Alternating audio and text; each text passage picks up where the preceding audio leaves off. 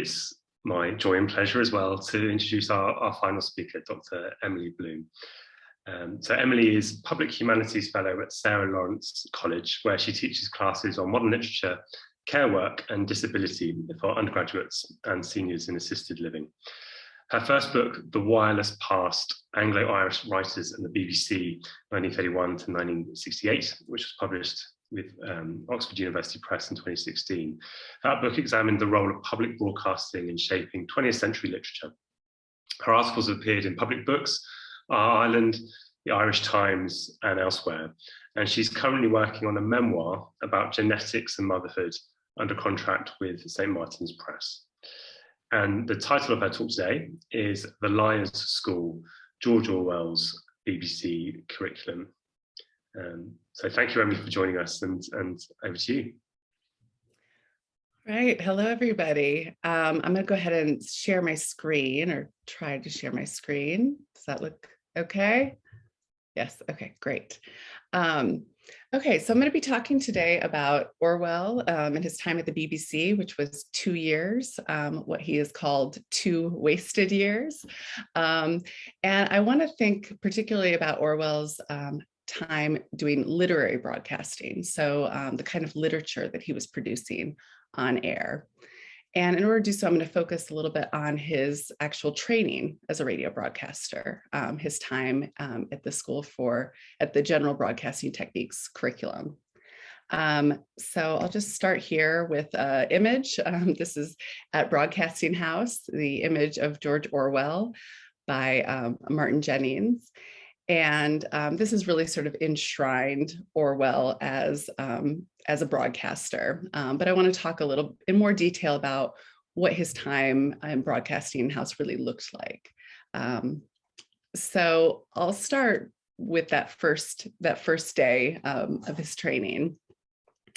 On Monday, August 18th, 1941, 18 students sat in a classroom at Bedford College, University of London. This was not a typical class, and these were not your typical Bedford College students.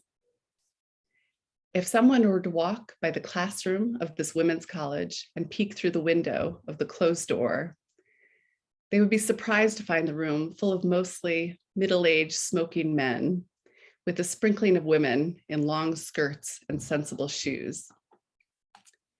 These men and women were not here to learn from Bedford's curriculum of social sciences or modern languages. They came because there was a war, and they had enlisted their services to create broadcasts that could help counter the onslaught of fascist propaganda circulating across the globe. This was the BBC's 2-week induction course in general broadcasting techniques. One of these students was George Orwell. There are many different versions of Orwell available to us in the 21st century. There's Orwell, the left-wing firebrand, the young idealist documenting the lives of the urban poor in London and Paris, or taking a bullet in the neck in the Spanish Civil War. There's Orwell, the nonconformist, attacking orthodoxies on left and right with equal vigor. There's Orwell, the stylist, skewering bureaucratic obfuscation and modernist obscurity. We have Orwell, the anti-colonialist, pushing back against his experiences as a colonial policeman in Burma without ever fully breaking away, as we heard in Priya Satya's talk yesterday. Most recently, Rebecca Solnit has offered us a stunning addition to our multiple Orwells by giving us Orwell the botanist in her recent book, Orwell's Roses. Nathan Waddell, our generous host for this conference, reached out to me while preparing a new Oxford Handbook of George Orwell and asked me to write about Orwell, the broadcaster. In order to understand Orwell, the broadcaster, I suggest that we must first recast Orwell, not as the confident polemicist we have come to know, but rather as a student and a teacher. Orwell began his training at Bedford in order to prepare for a job as talks assistant for the BBC's newly formed Indian section of the Eastern Service. The Eastern Service that he joined was a branch of overseas programming, which had kicked into overdrive during the war in response to Germany's extensive use of propaganda abroad. Orwell and his team were tasked with creating a steady stream of programming that could counter the appeal of pro-German anti-imperial messaging. The Indian section was especially concerned with the launch of pro-fascist Radio Azad Hind, Free India, in 1942, helmed by Subhash Chandra Bose.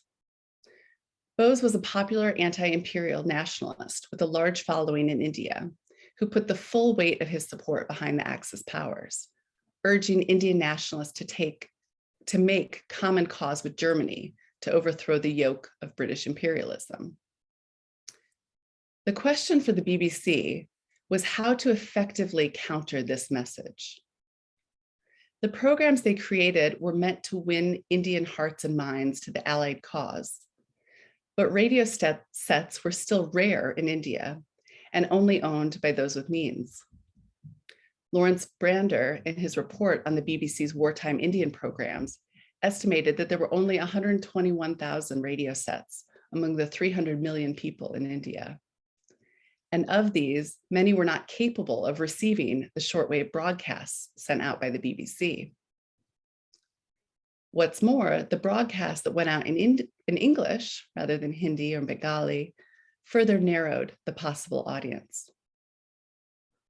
Orwell's boss was Z.A. Bukhari, the Indian program's organizer, who was in charge of English language broadcasts and to whom Orwell would report. Members of the Indian section under Bukhari talked about their imagined audience for English language broadcasts as a minority, but an influential one. They were particularly eager to capture the attention of Indian intellectuals who might still be convinced that fascism posed a greater immediate threat than imperialism, as well as Indian university students who were looking for English language content. They were especially keen to prepare programs that could prepare these students for their university exams. Students who might in time become influential voices in national politics. In an essay, Poetry at the Microphone, Orwell characterized this audience as follows. Our literary broadcasts were aimed at the Indian university students, a small and hostile audience, unapproachable by anything that could be described as British propaganda. It was known in advance that we could not hope for more than a few thousand listeners at the most. And this gave us an excuse to be more highbrow than is generally possible on the air. The fact that the Indian intelligentsia, those most likely to own radio sets and listen to English language BBC programs, would be hostile to propaganda, meant that the BBC had to appeal to these listeners by other means. Arts, culture, and literature became the pillars of English language programming. Since its incorporation in 1922, cultural initiatives had long been at the heart of the BBC's public service broadcasting. The first general director of the BBC, John Reith, thought of the BBC as educating the masses in the best of British culture. For Reith, with his evangelical background, this often meant giving listeners what was good for them, whether they liked it or not. Comparing BBC broadcasting to the American commercial model, Reith would write, "The American media catered to the masses on their own terms, giving them what they wanted. The BBC sought to educate and elevate them." This ethos of educating and elevating the audience remained even in the face of wartime imperatives. What did shift was the Reithian disregard for the audience and what they wanted. Beginning in the 1930s, the BBC introduced a listener research department and began to adopt increasingly scientific methods of public opinion research to better gauge audience response. With wartime imperatives to fight back against popular Axis propaganda, it became more important to make sure the audience liked what they heard. On the overseas services, thinking about what the audience wanted meant expanding the educational and cultural purview to include more writers from around the world. Peter Collini and Daniel Ryan Morse have both argued that the wartime BBC played an outsized role in the development of what would come to be known as world literature. During the war, the BBC brought together writers and intellectuals from across the world and introduced British audiences to new literary voices. Daniel Ryan Morse has argued that the Eastern Service, in particular, because of its small and circumscribed imagined audience, became an especially generative site for experimental literary broadcasting. Morse notes that it was on the Eastern Service that the BBC first broadcast the works of James Joyce, and where it developed formats and concepts that would later find their way into the cultural programming of the post-war third program. The Eastern Service, thanks in large part to producers like Orwell, sought out a diverse set of contributors, creating what Melissa Dinsman characterized as an unlikely new transnational network, with its mix of British, American, and South Asian writers and intellectuals. And just to say, this image on Peter Collini's book, The Commonwealth of Letters, is an image that I'll come back to later. To create educational content for this select audience, the Eastern Service sought out leftist intellectuals who, despite nationalist and anti-imperial convictions, could yet be enlisted in the fight against fascism. George Orwell was one such intellectual. His hiring at the BBC was controversial. During his first year behind the microphone, he used his given name, Eric Blair, so as to distance the voice of the broadcaster from the author of Burmese Days, which continued to be banned in India. Before joining the BBC, Orwell would characterize radio broadcasting as a vehicle for the truth. He wrote in his London letter, "I believe this is the most truthful war that has been fought in modern times. I believe that the radio, especially in countries where listening in to foreign broadcasts is not forbidden, is making large-scale lying more and more difficult." And this seems like a really counterintuitive claim. But one of the things that he pointed out was the press was heavily censored. The BBC, of course, involves a lot of self-censorship, and I could talk about that a little bit more detail. But one of the things that he pointed out is that in a country like India, getting so many different broadcasts from so many different places, the listener could kind of weigh them against each other. So whereas one particular broadcast might not be truthful, you could kind of balance those against a range, sort of monopoly of different broadcasts. He goes on to write, "I believe that the BBC, in spite of the stupidity of its foreign propaganda and the unbearable voices of its announcers, is very truthful. It is generally regarded here as more reliable than the press." This letter was published just 3 days before Orwell started his class at Bedford College, where his education in radio would begin in earnest. His work as a producer for the BBC involved many roles. He wrote weekly news commentaries, informing his audience about war news, developed educational programming on literature, history, and science, and created a platform for writers and intellectuals, including many of his friends, to speak and perform their work on air. Orwell wrote talks on Jonathan Swift, George Bernard Shaw, and Jack London. He adapted radio plays from the work of H.G. Wells, Anatole France, Ignacio Silón, and Hans Christian Andersen. And he created a multi-authored story serial called Story by Five Authors, with contributions by Inez Holden, E.M. Forster, and others. The volume of his radio work alone is worth consideration. In 2 years at the BBC, Orwell produced hundreds of talks, features, and radio plays. But first, he had to study the radio medium.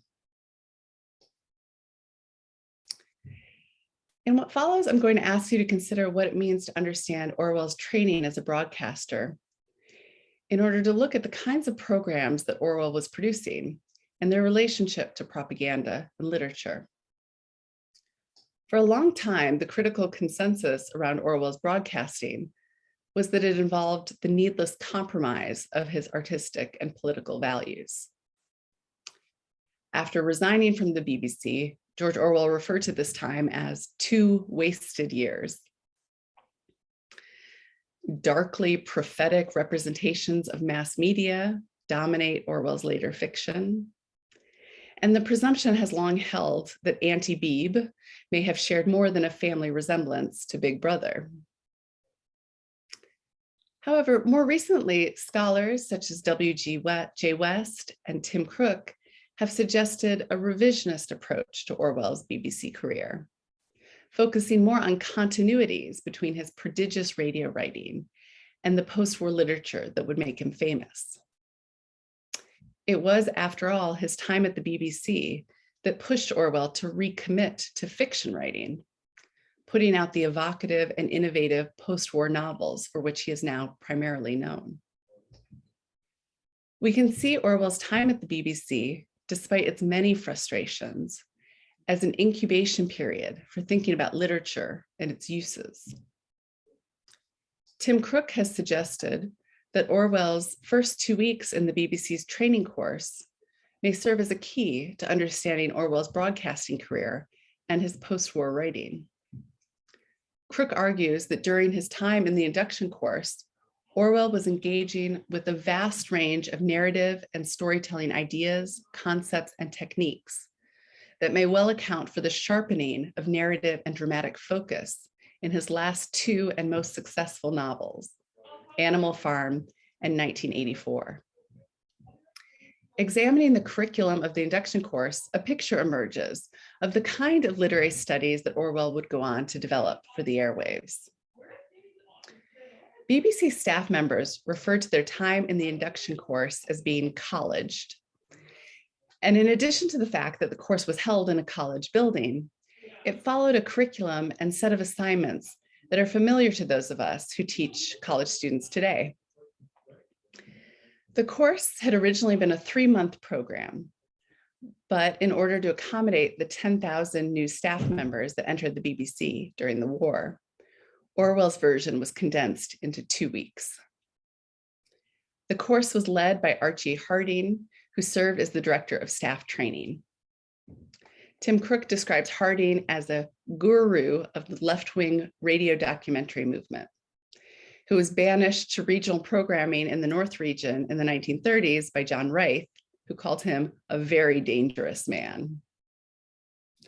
Harding introduced the new staff to programs that he had produced, such as Louis MacNeice's Dr. Johnson Takes It from the Blitz series, The Stones Cry Out, and introduced them to creating propaganda that didn't feel too propagandistic, what Marina McKay describes as the BBC's anti-propaganda propaganda.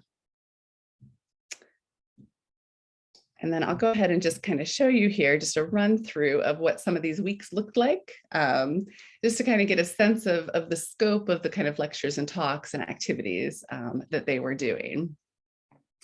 The students were introduced to BBC infrastructure and practices, as well as the administrative structure of the BBC and the types of programs that they would be creating. And here's just kind of a little bit of run through the chain of technical processes between broadcaster and listener, administration of the BBC, kinds of programs, practical acoustics and microphones. They had a meeting to discuss program exercises, a demonstration of studio equipment, a program on the BBC in wartime, features programs, planning of home and forces programs, goes on and on and on. This is still week 1, analysis of an Empire Service feature. They attended a rehearsal and live transmission. They discussed the program with the producer, sorry for the typo. They talked about effectively speaking on the microphone. They looked at different recording systems used by the BBC. They had a demonstration of recording equipment, program uses of film and tape, overseas program planning, talks exercises, and then listener research. And I'll just talk about that for just a quick moment here. So they heard from the head of listener research, who was Robert Sylvie, who explained polling data, and they took a field trip to Maida Vale for a demonstration of studio equipment. But it was not all listening to lectures and demonstrations. In this first week, students were led through exercises in writing talks, programs, following by analysis and discussion of their work. The second week was even more hands-on, with students working with a producer to create their first 15-minute program. And I'll just, a note on the feature program. This was a particular style of radio documentary pioneered at the BBC by Lawrence Gilliam. It was more complex than a talk, and to use BBC parlance, it was considered more radiogenic. It involved narration, dramatic dialogue, recorded sound, and sound effects. So they spent a lot of time at Bedford College with features programs because it was so distinctive to the genre, so much more complex than a simple talk. And so they actually did these kind of activities and practice rounds together. At Bedford College, they were given a script, a propaganda piece called, with a very propagandistic title, The London Policeman, Helper and Friend, written by Malcolm Baker Smith. And they would spend the full day working together to do a read through of the script, rehearse it, and produce a recording. In his notes, we see that Orwell played the part of the second policeman, appropriately enough, in the class production, as well as working with the other incoming staff members to engineer the final program. His handwritten notes also show details of traffic noise effects, which suggests he might have been doing some sound engineer, being a Foley man, right? Actually making traffic noise effects. The next day, they listened back on their work. More activities followed, with students working together to produce more features, as well as news broadcasts, running commentaries, and music programs. So one of the questions that I have is, did this curriculum influence Orwell's approach to broadcasting, and specifically the broadcasting of literature? How did being a student shape the way he approached the programs he created for university students in India? So at this time as being a student, how did he actually think about creating programs for students, if this was his imagined audience? What influence, if any, did his classmates have on his development as a broadcaster and a writer?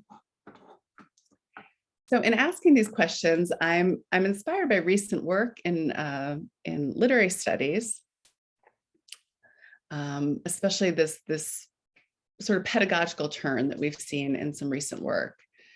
Most notably, Rachel Sagner-Burma and Laura Heffernan's The Teaching Archive, which argues that in order to better understand 20th century literature, we ought to consider the teaching archive, texts such as syllabi and lecture notes that shape the way readers approach literature and the way that canons are formed.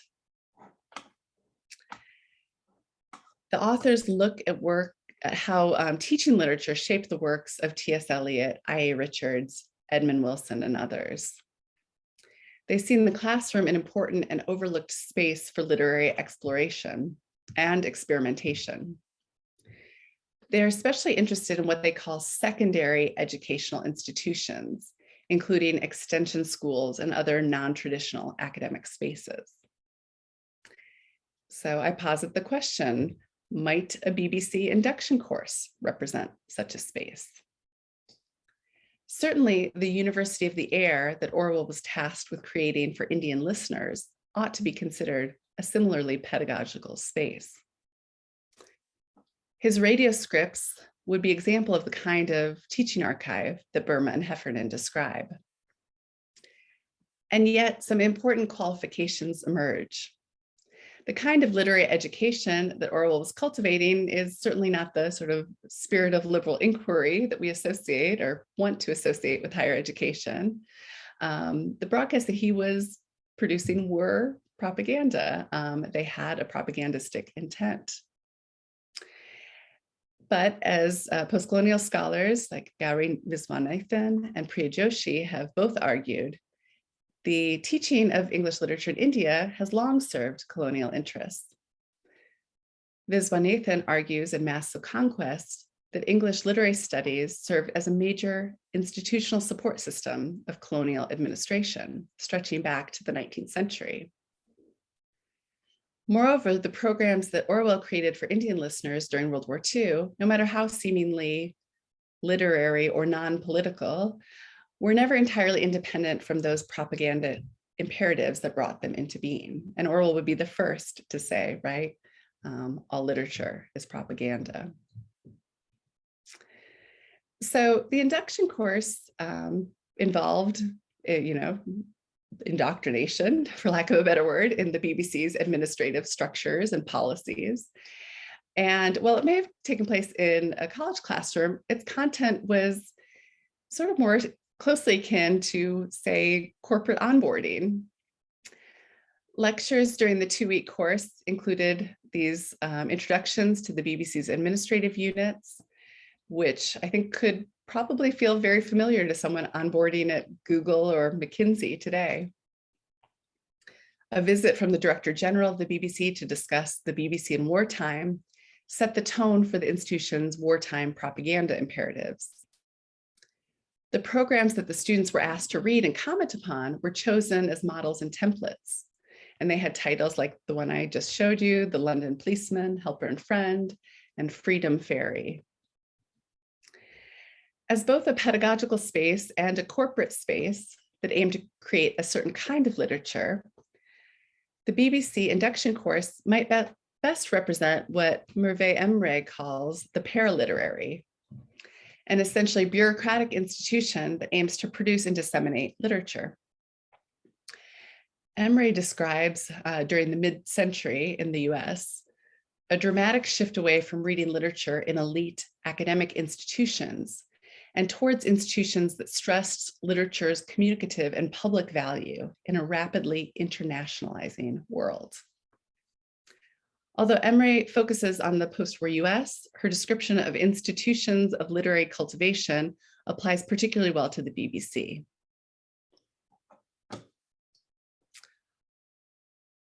But I also want to mention the fact that Orwell himself downplayed the degree of top-down authority that the BBC was able to exert, even and especially during wartime.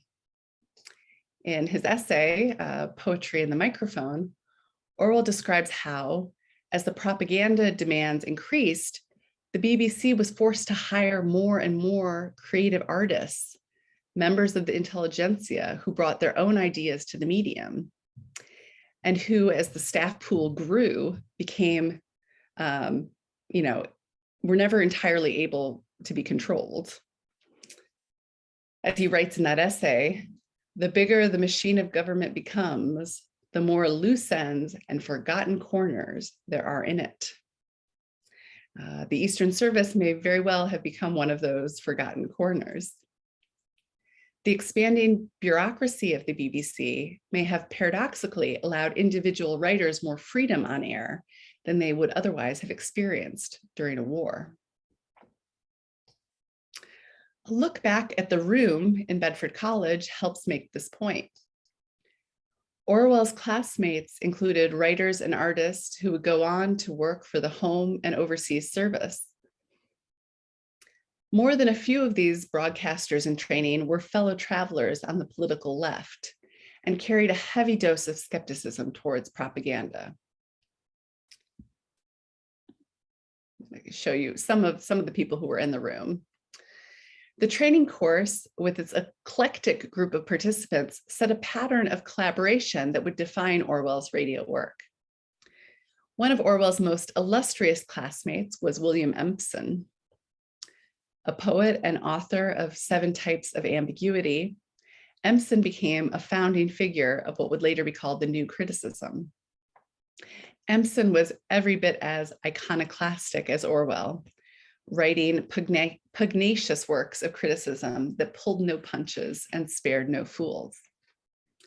I take my title from Empson, the Liar's School, who would describe the induction course as a liar's school. Now, despite Empson's dismissive label for the course, it had a profound effect on his professional and personal life.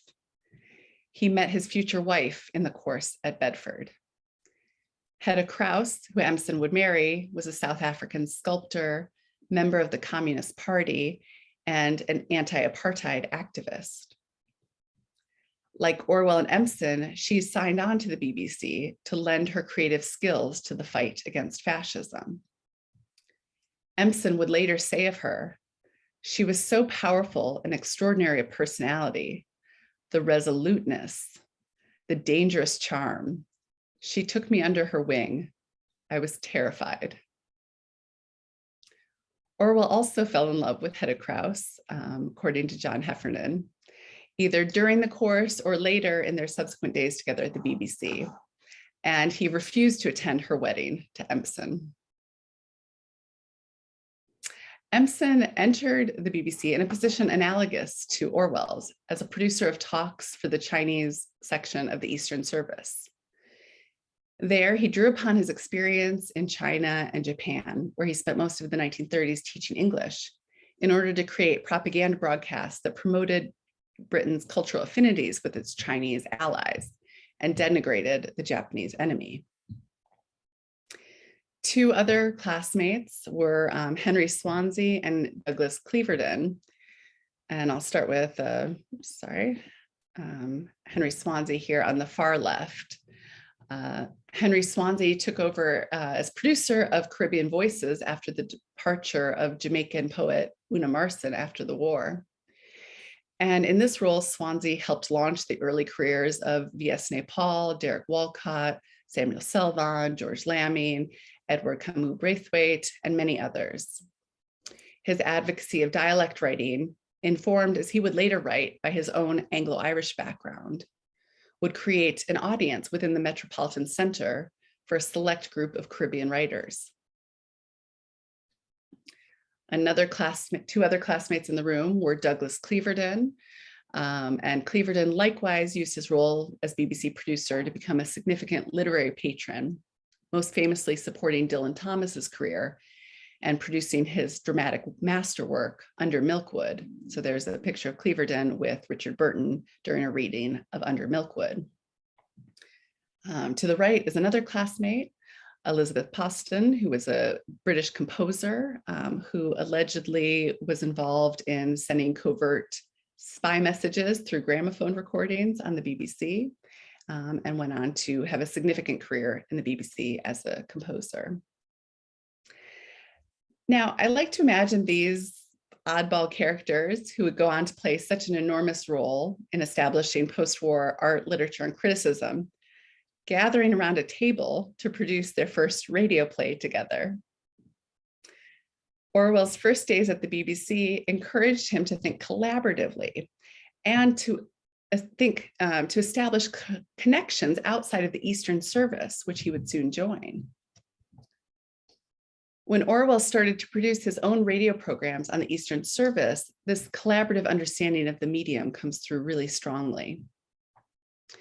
This is especially true of Orwell's Voice series on the Eastern Service, which models the kinds of collaborative serial literary productions that Orwell experienced in the induction course.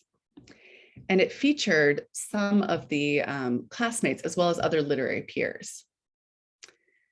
Go ahead and get to that quote in a moment, but the program itself mirrors, so William Empson became a frequent contributor to this program, as would Orwell's Eastern Service colleague, the novelist Mulk Raj Anand. And in this program, Orwell dramatized the backroom conversations of a magazine periodical in which different members of the editorial board debate which poems to include. So on each program, the editors would put forward poems and prose pieces that they argued were models for certain literary values, and then would read them on air. The program gave its intended listeners, again, Indian university students, exemplary contemporary poems by Dylan Thomas, W.H. Auden, T.S. Eliot, and Una Marson, as well as canonical works by Charles Dickens, Walt Whitman, John Milton. And it modeled the literary debates of the time.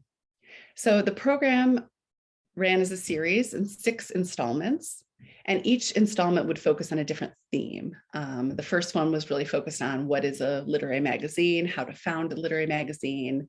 The next was on war poetry, another on American literature, one particularly charming program in the series on the literature of childhood, and then it ends with a Christmas program.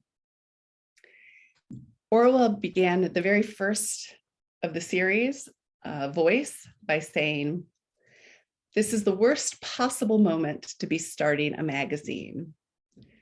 While we sit here talking in a more or less highbrow manner, talking about art and literature and whatnot, tens of thousands of tanks are racing across the steppes of the Don, and battleships upside down are searching for one another in the wastes of the Pacific.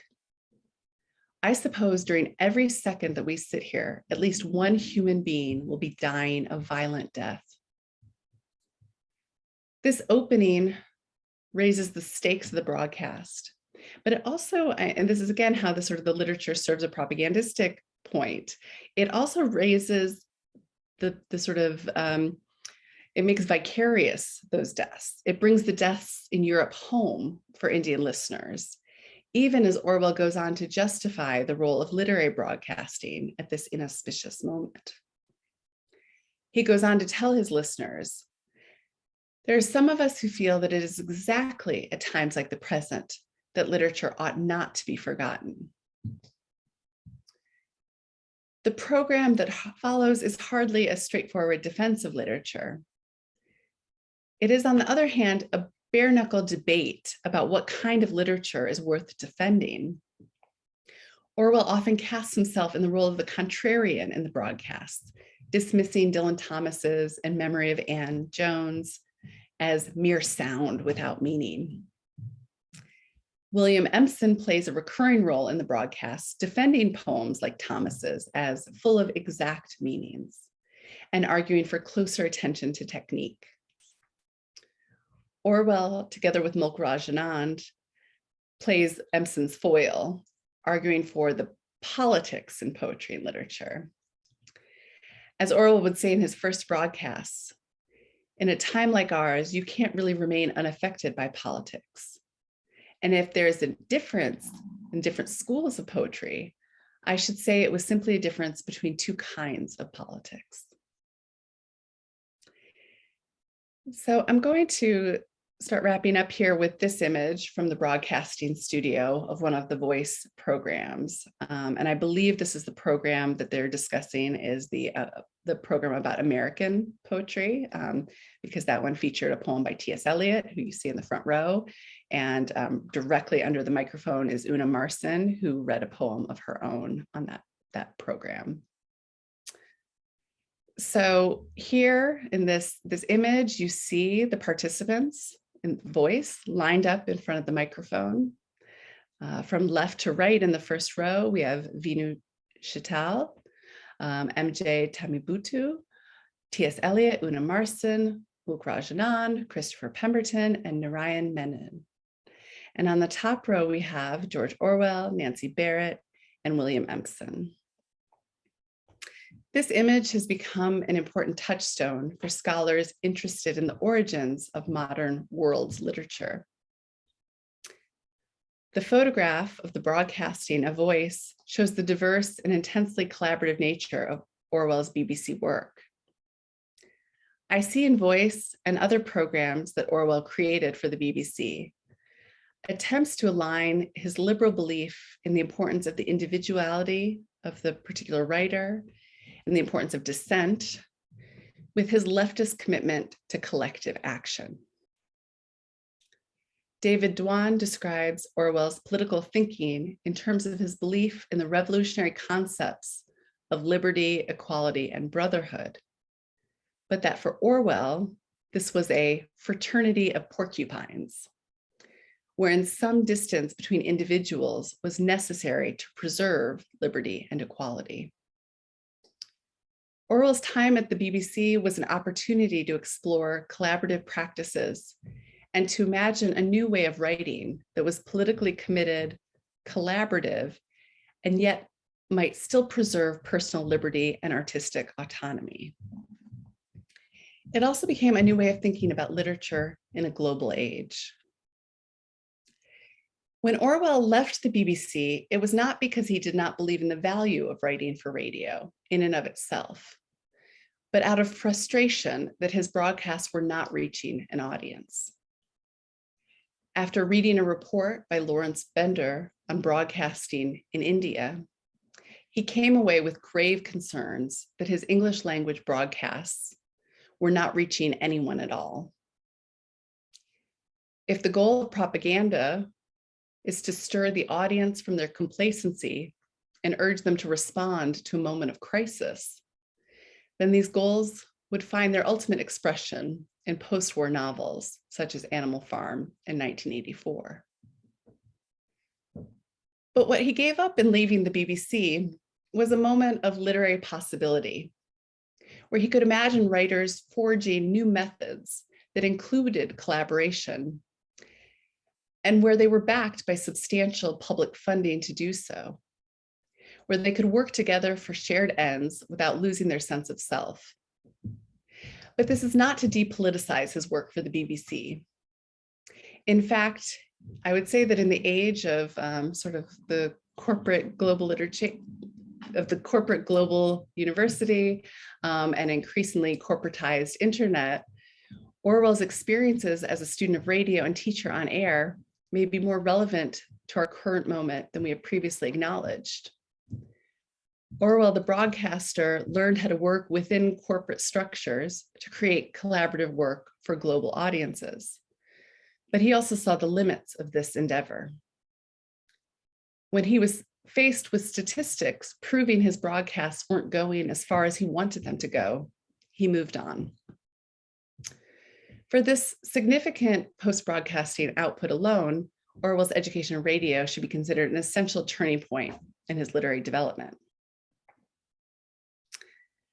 So I want to look at essentially, just to end on this note, I want to essentially think of Orwell's radio writing not as an aberration in his oeuvre, but as an exciting moment with implications for us today as the media of our writing constantly evolves. Today, we continue to worry about what spaces remain available for literature in the 21st century. An increasingly corporatized internet has, like radio before it, narrowed the channels available to creative writers, even while potentially expanding their audiences. If Orwell was making a devil's bargain with the new media of his day, it is one that we continue to make. However, where I find Orwell's example most meaningful is not in the sense of compromise, but rather in the seriousness with which he studied the medium.